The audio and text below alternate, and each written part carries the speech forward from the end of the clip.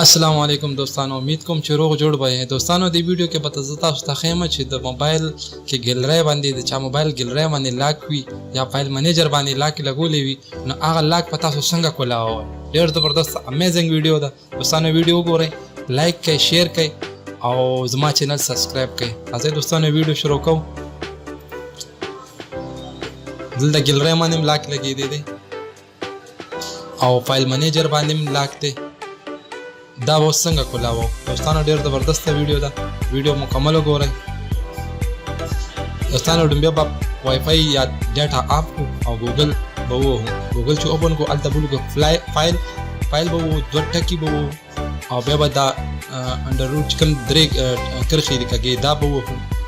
بیا به ورپسې ایس ډي کارډ ولیکو، ایس ډي کارډ، او بیا به دغه کږه کرښه چې کوم ده انډر روټ دا به ووهو. دا به انټر کړو. دا چې انټر کړو ټول کارډ، دغه ټول کارډ چې کوم دی موږ ته اوپن شو. چاهے کې اوس تاسو هر څه شي اوپن کوئ، اوپن کولی شئ. فرض کړه دوست دا ډي سی ایم اوپن کومه،